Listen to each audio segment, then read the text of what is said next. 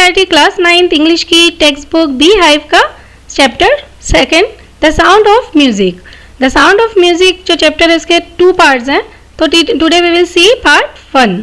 Evelyn Glennie listens to sound without hearing it, यानी Elvin Glennie sound को सुनती है बिना उसको सुने हुए। तो ये टॉपिक से ही पता चल रहा होगा कि बहुत ही डिफरेंट स्टोरी है किसी डिफरेंट पर्सन की। तो let's see, before you read, God may have taken her hearing but he has given her back something extraordinary। God ने उसकी हियरिंग पावर्स ले लिया था, यानी कि सुनने की शक्ति ले ली थी, लेकिन कुछ एक्स्ट्रा ऑर्डिनरी उसको दे दिया था। What we hear she feels, हम जो सुनते हैं वो फील करती थी, far more deeply than any of us, यानी हमसे भी ज़्यादा डीपली, क्योंकि हम सिर्फ सुनते हैं और वो बिना सुने उसको फील करती है। That's why she expresses music so beautifully, इसी वजह से वो म्यूजिक को बहुत ही ब्यूटीफुली एक्सप्रेस करती है, क्योंकि वो फील करती है। तो आप समझ गए कि it is a story of a person who fought against a physical disability.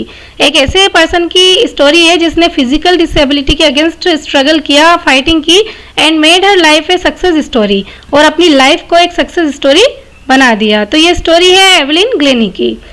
तो let's start the story. Rush hour crowd jostle for position on the underground train platform. ये एक ट्रेन प्लेटफॉर्म का सीन है जो कि underground बना हुआ है, और वहाँ पे क्राउड है, भीड़ है, और वो अपनी अपनी पोजीशन के लिए थोड़ा धक्का मुक्की भी हो रही है, पुश भी हो रहा है। A slight girl looking younger than her 17 years was nervous and excited as she felt the vibrations of the approaching train। यहाँ एक लड़की खड़ी है, गर्ल खड़ी है, वो कैसी है, स्मॉल एंड थिन, वो छोटी सी और एक दुबली पतली सी लड़की खड़ी है जो कि 17 years की है, लेकिन उससे भी छोटी लगती है। वो नर्वस तो थी लेकिन एक्साइटेड थी, क्योंकि उसको फील हो रहे थे वाइब्रेशंस, जो ट्रेन आ रही थी उसके वाइब्रेशंस फील हो रहे थे। It was her first day at the prestigious Royal Academy of Music in London. अब यहाँ पे उसका पहला दिन था रॉयल एकेडमी ऑफ म्यूजिक में लंदन में, जो कि बहुत ही प्रेस्टिशियस एकेडमी है। तो वहाँ पे पहला दिन था। And daunting enough for any teenager fresh from a Scottish farm, और इसीलिए वो थोड़ी फ्राइटन भी थी, डरी हुई थी, क्योंकि कोई भी टीनेजर जब किसी न्यू स्कूल में या एकेडमी में एडमिशन लेता है तो वो थोड़ा सा नर्वस या फ्राइटेंड होता है। बट दिस एस्पायरिंग म्यूजिशियन, लेकिन ये एस्पायरिंग म्यूजिशियन क्यों कहा है, क्योंकि वो एक ऐसी इंसान थी जो म्यूजिशियन बनना चाहती थी, बनने वाली थी फ्यूचर में। उसने एक बहुत बड़ा चैलेंज फेस किया लाइफ में देन मोस्ट, यानी दूसरे बच्चों से ज़्यादा उसने बहुत ज़्यादा चैलेंज फेस किया। शी वॉज प्रोफाउंडली डेफ, क्योंकि वो डेफ थी, वो बिल्कुल कुछ भी सुन नहीं सकती थी।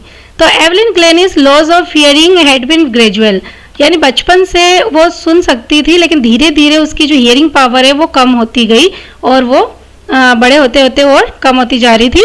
Her mother remembers noticing something was wrong, उसके मदर ने पहली बार कब नोट किया कि उसकी हियरिंग पावर कम हो रही है, when the 8-year-old Evelyn was waiting to play the piano. जब वो 8 years की थी और उसका टर्न आने वाला था पियानो बजाने में, पियानो प्ले करने में, और वो वेट कर रही थी, तो दे कॉल्ड हर नेम, तो वहां से उसका नाम बुलाया जा रहा था। एंड शी डिडंट मूव, लेकिन वो नहीं जा रही थी, यानी नहीं हिल रही थी, यानी उसका नाम बुलाया जा रहा था, अनाउंसमेंट हो रहा था उसके नाम का, लेकिन वो नहीं हिल रही थी। इसका मतलब कुछ ना कुछ प्रॉब्लम थी उसके साथ। यहाँ उसको उसकी मदर ने फर्स्ट टाइम रियलाइज किया कि कुछ ना कुछ रॉन्ग है। I suddenly realise she hadn't heard, उसकी मदर कह रही है कि तब मुझे सडनली ये रियलाइज हुआ कि वो सुन नहीं पा रही है। उसकी मदर का नाम था Isabel Glennie. For quite a while Evelyn manage to conceal her growing deepness from friends and teachers. बहुत टाइम तक तो एवलिन ने अपनी जो उसकी हियरिंग पावर लॉस हो रही थी और उसका जो सुनने की पावर कम होती जा रही थी उसको छुपाया, कंसील किया, अपनी फ्रेंड से भी छुपाया और टीचर से भी छुपाया। But by the time she was 11, लेकिन जब वो 11 years की हो गई, हर मार्क्स हैड डिटेरियोरेटेड, उसके मार्क्स जो थे, एकेडमिक कंडीशन उसकी जो खराब होती जा रही थी, उसके जो एग्जाम्स में मार्क्स थे वो धीरे धीरे बहुत ही कम होते जा रहे थे, उसका एक परफॉर्मेंस पुअर होता जा रहा था। And her headmistress urged her parents, उसके हेडमिस्ट्रेस ने पेरेंट्स से रिक्वेस्ट की to take her to a specialist, कि उसे स्पेशलिस्ट को दिखाया जाए। यानी यहाँ फर्स्ट टाइम 8 years में पता चला था कि कुछ प्रॉब्लम है, लेकिन फाइनली कंफर्म हुआ 11 years में, जब सबको पता चला, अभी तक पहले किसी को पता नहीं था। It was then discovered that her hearing was severely impaired. अब यहाँ आके 11 years में पता चल गया कि उसकी जो हियरिंग पावर है बिल्कुल लॉस हो गया है, बिल्कुल वीक हो गया है, as a result of gradual nerve damage. और इसकी वजह थी एक नर्व का डैमेज, यानी माइंड में कोई जो ईयर वाली जो नस होती है वो डैमेज हो गई थी। they were advised that she should be fitted with hearing aids and send to school for the deaf. अब यहाँ पे उसको एडवाइस दी गई पेरेंट्स को कि क्योंकि इसकी हियरिंग पावर लॉस हो गई है तो अब यहाँ पे उसको हियरिंग एड्स लगाए जाएं, यानी कुछ मशीन्स वगैरह लगाई जाएं जिससे वो सुन सके, और उसको एक स्पेशल स्कूल में भेजा जाए जो कि डेफ और डम पर्सन्स के लिए होता है, यानी कि डेफ वाले स्कूल में भेजा जाए। नॉर्मल स्कूल में वो नहीं पढ़ सकती। Everything suddenly looked black. अब यहाँ पे एवलिन बता रही है कि सब कुछ ब्लैक हो गया, यानी उसकी लाइफ में एक तरीके से डार्कनेस हो गई, अंधेरा सा छा गया क्योंकि उसकी हियरिंग पावर लॉस हो गई थी। But Evelyn was not going to give up, लेकिन वो हार मानने वालों में से नहीं थी, वो गिव अप नहीं करने वाली थी। She was determined to lead a normal life. उसने कहा मैं भी नॉर्मल लाइफ जीऊंगी, ऐसा उसने डिटरमाइन किया, निश्चित किया। And pursue her interest in music, और अपने जो म्यूजिक में जो उसका इंटरेस्ट था, वो ड्रीम वो पूरा करने के लिए उसने डिटरमाइन किया। One day she noticed a girl playing a xylophone. एक दिन उसने एक गर्ल को देखा जो जाइलोफोन प्ले कर रही थी, and decided that she wanted to play it too, और उसने ये डिसाइड किया कि उसे भी वो प्ले करना है, यानी उसका म्यूजिक में बहुत ज़्यादा इंटरेस्ट था, और उसने इतना होने के बाद भी सोचा कि मैं हार नहीं मानूंगी, गिव अप नहीं करूंगी और नॉर्मल लाइफ जीऊंगी और अपना जो म्यूजिक का इंटरेस्ट है उसको आगे लेके जाऊंगी। तो वहाँ उसने डिसाइड कर लिया था कि मुझे भी इंस्ट्रूमेंट्स बजाने हैं। Most of the teacher discourage हर, बहुत सारे टीचर ने उसको डिस्करेज किया कि कैसे कर सकती है, सुन तो सकती नहीं है। But percussionist Ron Forbes, percussionist का मतलब होता है एक पर्सन जो कि बहुत सारे म्यूजिकल इंस्ट्रूमेंट बजा सकता हो, स्पेशली ड्रम, तबला, यानी कि जो ये सब इंस्ट्रूमेंट बजाते हैं वो परकशनिस्ट होते हैं। तो वहाँ पे उसके जो परकशनिस्ट थे जॉन फॉर्ब्स, उन्होंने उसको एक बार देखा और उसके पोटेंशियल को पहचाना, उसके अंदर जो छुपी हुई कैपेसिटी थी, एबिलिटी थी, जो किसी की सबको नजर नहीं आ रही थी, वो उन्होंने पहचाना। He began by tuning two large drums to different notes. अब यहाँ पे जो जॉन फॉर्ब्स थे परकशनिस्ट, उन्होंने कहा कि मैं तुम्हारे लिए 2 लार्ज ड्रम्स को बजाऊंगा, वो भी डिफरेंट नोट्स के, यानी अलग अलग हाई नोट्स, कोई लो नोट्स, अलग म्यूजिक के नोट्स होते हैं।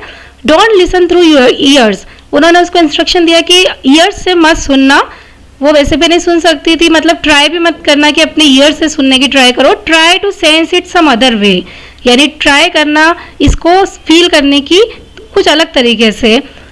तो एवलिन ने कहा suddenly I realise I could feel the higher drum from the waist up, यानी यहाँ एवलिन बता रही है कि मैंने वो फील किए ड्रम्स के साउंड, कैसे, जो हायर ड्रम था, यानी जो हायर नोट पे ड्रम बज रहा था, वो तो मैंने अपनी कमर से ऊपर के हिस्से में फील किया बॉडी में, और जो लोअर नोट्स का ड्रम था उसको मैंने अपनी कमर से नीचे वेस्ट डाउन, यानी अपने नीचे के हिस्से से, बॉडी के पार्ट से उसको फील किया। यानी अब वो यहाँ पे अपनी बॉडी पार्ट से फील कर रही है म्यूजिक को, without listening, without hearing the sound. जो जॉन जो थे, रॉन फॉर्ब्स जो थे, उन्होंने ये एक्सरसाइज बार बार रिपीट की ताकि एवलिन को प्रैक्टिस हो जाए कि बिना सुने भी वो कैसे बॉडी पार्ट से उसको फील कर सकती है। And discovered that she could sense certain notes in different part of body, और बार बार रिपीट करने के बाद उन्होंने ये डिस्कवर किया कि एवलिन डिफरेंट नोट्स को अपने डिफरेंट पार्ट्स ऑफ बॉडी से सेंस कर सकती है, फील कर सकती है। I had learn to open my mind and body to sounds and vibration. Evelyn कह रही है कि मैंने अपनी माइंड और बॉडी को उस साउंड और वाइब्रेशन के लिए ओपन कर दिया, यानी कि मेरे कान तो नहीं थे सुनने लायक, ईयर्स में प्रॉब्लम थी, लेकिन मैंने अपनी पूरी बॉडी को, माइंड को उस वाइब्रेशन को फील करने के लिए, उस साउंड को फील करने के लिए ओपन कर दिया। The rest was share determination and hard work, और बाकी का काम किसने किया? डिटर्मिनेशन और हार्डवर्क ने। यानी इतना करने के बाद उसने ट्राई किया कि पूरी बॉडी से साउंड और वाइब्रेशन को फील करे, और बाकी का काम जो था वो ओनली डिटर्मिनेशन और हार्डवर्क पे डिपेंड करता है। किसी इंसान में अगर डिटर्मिनेशन है, हार्डवर्क करने की चाहत है, तो वो कोई भी प्रॉब्लम हो उसको फेस कर लेता है। She never look back from the point onwards, यहाँ से उसने फिर पीछे मुड़ के कभी नहीं देखा, यानी उसको आगे आगे बढ़ती गई, वो उसको सक्सेस मिलती गई। She toured the United Kingdom with a youth orchestra and by the time she was 16, अब वो 16 years की हो गई थी और वो यूनाइटेड किंगडम जा रही थी यूथ ऑर्केस्ट्रा के साथ। She had decided to make music her life, और यहाँ तक उसने डिसाइड कर लिया था कि मैं अपने म्यूजिक को ही अपनी लाइफ बनाऊंगी, अपना कैरियर बनाऊंगी। She audition for the royal Academy of music and scored one of the highest marks in the history of the academy. उसने रॉयल एकेडमी ऑफ म्यूजिक में ऑडिशन दिया, आप जानते हैं ऑडिशन हम परफॉर्मेंस देके दिखाते हैं, फिर वहाँ पे जो डायरेक्टर होते हैं वो डिसाइड करते हैं कि सही है या गलत है, या चूज करना है या नहीं करना है। तो उसने ऑडिशन दिया रॉयल एकेडमी ऑफ म्यूजिक के लिए, और उसको जो स्कोर मिले वो हाईएस्ट मार्क्स थे in the history of academy, यानी एकेडमी की हिस्ट्री में जितने भी हाईएस्ट मार्क्स थे उनमें से वो भी एक थी, one of the highest marks. She gradually moved from orchestral work to solo performance. पहले वो ऑर्केस्ट्रा में काम करती थी, धीरे धीरे सबके साथ मिलके ऑर्केस्ट्रा में काम करते करते वो सोलो परफॉर्मेंस पे आ गई थी, यानी अब वो अकेली परफॉर्मेंस देने लग गई थी। At the end of her 3-year course she has captured most of the top awards. 3 years के उसने कोर्स में, जो उसने रॉयल एकेडमी ऑफ म्यूजिक में ज्वाइन किया था कोर्स, 3 years के कोर्स में उसने बहुत सारे अवार्ड्स जीते। And for all this Evelyn won't accept any hint of heroic achievement. और यहाँ पे आके उसको कोई हीरोइक अचीवमेंट या ऐसा नहीं लग रहा था कि मैंने बहुत बड़ा काम कर दिया है। If you work hard and know where you are going you will get there. अगर उसकी बात सुने हम तो उसका क्या कहना है कि अगर आप मेहनत करते हो और आपको पता होना चाहिए कि आपको कहाँ जाना है, कहाँ जा रहे हो, तो आप जरूर वहां पहुंच जाओगे, अपनी सक्सेस आपको मिलेगी, अपनी मंजिल पे पहुंच जाओगे। And she got right to the top, और वो बिल्कुल टॉप पे पहुंच गई थी। The world's most sought after multi percussionist with a mastery of some 1000 instrument, यानी अब वो परकशनिस्ट बन गई थी with the mastery of 1000 instrument, कम से कम 1000 इंस्ट्रूमेंट वो बजा सकती थी, इतनी ज्यादा उसमें टैलेंट था। एंड हेक्टिक इंटरनेशनल शेड्यूल, अब उसका जो शेड्यूल था वो भी हेक्टिक हो गया था, बहुत बिजी हो गया था, क्योंकि वो बहुत ज्यादा उसको सक्सेस मिल गई थी और वो अपने हार्डवर्क के through top of the musician या परकशनिस्ट बन गई थी। तो यहाँ स्टार्टिंग में हमने देखा कि वो ट्रेन का वेट कर रही थी रॉयल, जो उसका एकेडमी था वहाँ पे एडमिशन के लिए। उसके बाद यहाँ पे स्टोरी दिखाई गई है। तो आई होप कि आपको यहाँ तक अच्छी तरह समझ में आ गया होगा। नेक्स्ट पार्ट हम नेक्स्ट वीडियो में देखेंगे। Take care. Please like, subscribe and share.